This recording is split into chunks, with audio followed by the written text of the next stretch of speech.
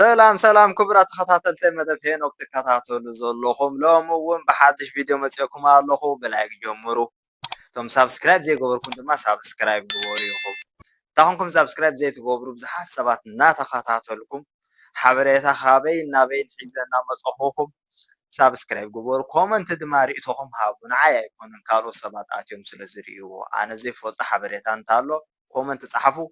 ካልኦት ሰባት ሕቶ ዘለኩም ድማ ኣብ ቦታ ኮመንቲ ንኩልኩም ክምልሰኩም ኣይክእልኒ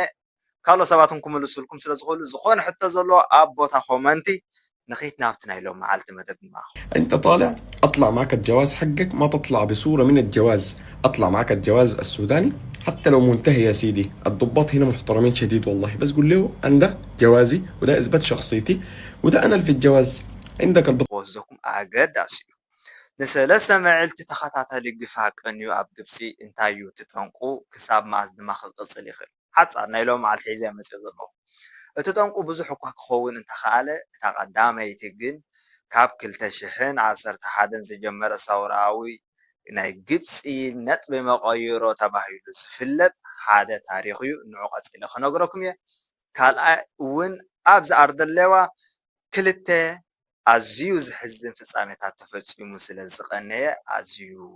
እዚ እውን ክኸውን ይኽእል እዩ ዝብል ግምታት ነይሩ ግን እቲ ቀንዲ ነጥቢ ንሱ ኣይኮነን እቲ ቀንዲ ምኽንያት ድማ እዚ ሕጂ ዝነግረኩም እዩ ብ25 ጥሪ 2011 እዩ ጀሚሩ ባሽሓት ዝቁፀሩ ግብፃውያን ኣብ ካርዮ ኣብ ካልኦት ከተማታትን ወፂኦም ክቃወሙ ጀሚሮም ህዝቢ ዘለዓሎ ቀንዲ ሕቶታት ንብልዒ ዝኸውን ንባንን ናይ ማሕበራዊ ፍትሒ ዝብሉ እዮም ነይሮም ጠንቂ እቲ ተቃውሞ ድማ ብልሽውና መንግስቲ ድኽነት ሻቅሎት ኣልቦነትን ن30 ዓመታት ዝቅፅል ገዛኢ ስርዓት ሕሰን መባረክ እዩ ነይሩ ኣብ ኣደባባይ التحرير ኣብ ካርዮ ድማ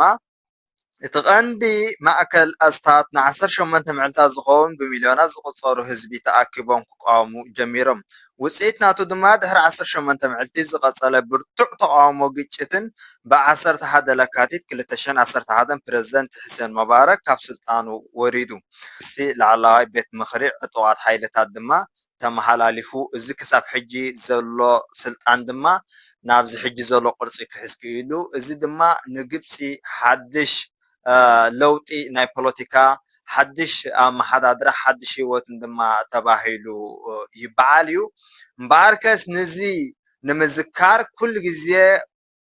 ጥሪ 25 ክሳብ 11 ለካቲት ኩሉ ግዜ ተቃውሞ ወይ ከዓ ዝኾነ ናይ ከምዚ ዓይነት ተላዕሎ ወይ ከዓ ህዝቢ ክቃወም ወይ ከዓ ዝኾነ ናይ ፖለቲካ ለውጢ ንኸይገብር ተባሂሉ እቲ ህዝቢ ኩሉ ግዜ ኣብዛ ወርሒ እዚኣ ብፍላይ ድማ ንግብፃውያን ቀዳማይ ደረጃ ማለት እዩ ብድሕሪ ድማ እዞም ንሕና ስደተኛታት ተፍቲሽ ይግበር እዩ ከቢድ ዝኾነ ግፍዓት ድማ ይግበር እዩ ንዓና ጥራይ እዩ ዝመስለና ብፍላይ እቶም ስራሕ ትኸዱ ፅቡቅ ጌርኩም ትፈልጡ ኢኹም ኣብ መንገዲ ፀኒሖም ከመይ ገይሮም ይፍትሹ ይሕልፉ ኣለዉ ከመይ ዓይነት ካብቲ ዝነበሮ ለውጢ ገይሩ ከም ዘሎ ትሪእዎ ኣለኹም ኩልኹም ክንገብሮ ዘለና እቲ ቀንዲ ምኽንያት እዚ እንተደኣ ኮይኑ ድማ ንሕና ዘለና መንቀሳቐሲ ብፍላይ እቶም ስራሕ ትኸዱ ዘለኩም መንቀሳቐሲ ኣብ ኢድኩም ሒዝኩምሞ ክትከዱ ክትክእሉ ኣለኩም እቶም ብዓረብ ትሰምዑ ብድሕሪት ቪድዮ ሓንቲ ክገብረልኩም እየ ንዓ ስምዕዋ ኢኹም እቶም ዓረብ ዘይትሰምዑ ድማ ኣነ ብትግርኛ ክትርጉመልኩም እየ እቶም ፓስፖርት ዘለኩም ፓስፖርት ሒዝኩም ኪዱ እቶም መንቀሳቐሲ ብጫ ዘለኩም እቲ ኦሪጂናል ሒዝኩሞ ኺዱ ኣሕዋት እቲ ኦሪጂናል ክኸውን ክኽእል ኣለዎ ኣብዚ ሕጂ ንኣብነት ብጫ እንተለካ ወላ ወዲቑ ይሃሉ ምክንያቱ ንሶም ክፍትሹ ከለዉ ምንነትካ ክፈልጡ ክኽእሉ ኣለዎም ወረቐትካ ይውደቕ ኣይውደቕ ንስኻ ሒዝካዮ ክትከይድ ክትክእል ኣለካ ካልኣይ ናይ ቆፀራ እንተለካ እውን ኩሉ ንስኻ ኮፒ ዘይኮነስ እቲ ኦሪጂናል እቲ ኮፒ ኣብ ገዛኻ ውርዶ እቲ ኦሪጂናል ድማ ሒዝካዮ ክትክእል ኣለካ ከምዚ ድማ እዩ እዚ ኩሉ ግፋን እዚ ኩሉ ሻቅሎትን ድማ ወሪድና ዘሎ ክሳብ 11 ለካቲት ድማ ወርሒ 2 ማለት እዩ ጥንቃቐ ንግበር ምናልባት ብድሕሪኡ እውን ረመዳን ይኣቱ ስለ ዘሎ ግድን እዩ ግፋእ ክህሉ ብፍላይ እዚ ሕጂ ዝግፋእ እዚ ኩሉ ግዜ ዓመት ዓመት ዝገብርዎ እዮም እቶም ኣቐዲምኩም ቅድሚ ነዊሕ ዓመታት ኣብዚ ዓዲ ዝተቐመጥኩም ፅቡቅ ጌርኩም ትፈልጡ ኢኹም እቶም ሓደሽቲ ብዛዕባ ግብፂ ብዙሕ ኣፍልጦ ዘይብልኩም ግን እዚ ግፋእ ሕጂ መፂኡ ዘሎ ጠንቂ ካልእ ነገራት ክህልዎ ይኽእሉ ብፍላይ ኣብዛ ኣርዲ ኣለዋ ሓድሽ ነገራት ተፈጢሩ ስለ ዝቐንያ ኣብዚ ቅንያት እዚ ናይ ሞትን ናይ ገለን ስለዚ ድማ እዚ እውን ክኸውን ይኽእል እዩ ዝብል ብዙሕ ሰብ ክትሓስብ ትኽእል ኢኻ ግን ኣይኮነን እቲ ቀንዲ እዚ ንስደተኛታት ጥራይ ዘይኮነስ ዋላ ነቶም ግብፃውያን እውን ኣብ ፍልይ ዝበለ ቦታታት ተፍቲሽ ዝኾነ ፅቡዑቕ ዝኾነ እዩ ዘሎ ስለዚ እታ ኣብ መወዳእታ እቶም ዓረብ ትሰምዑ ሓዳሽ ቪድዮ ኣብዚኣ ብድሕሪት ክገብረልኩም እየ عن تفاصيل 2012 و2013 وكل سنة بيكون في خلايا نايمة في مصر عشان يثيروا الجدل ويعملوا شوشرة كبيرة في البلد فدي بتكون اسمها خلايا نايمة فالأمن المصري بيشد مصر شدة حقيقية حرفيا والله يعني أنا كمصري لو مشيت ومشكوك فيني يا أخي لو ما مشكوك فيني بيوقفني بيشوف إثباتي الشخصي بكل أدب بكل احترام أنا بتخارج بعد ذاك بيرجع يفتش الناس اللي ما عندها إثباتات شخصية يعني الكلام بيعم على المصريين والسودانيين والسوريين والفلسطينيين وجميع الجنسيات ليه؟ بينظفوا في شهر 12 بيشوفوا الخلايا النايمة اللي بتعمل بلبلة في مصر ويكونوا قاعدين على مواقع السوشيال ميديا بيسيئوا لمصر وبيسيئوا للرئيس المصري فبينظفوا البلد حرفيا في شهر يناير لانه الناس دول ما بيظهروا الا في شهر يناير اللي هم منه الاخوان المسلمين اللي قاعدين برا مصر واللي بيجوا هنا برضه بيكونوا قاعدين في مصر لكن خلايا نايمه فالموضوع لا يمس السودانيين بصله لكن رسالتي للسودانيين في شنو؟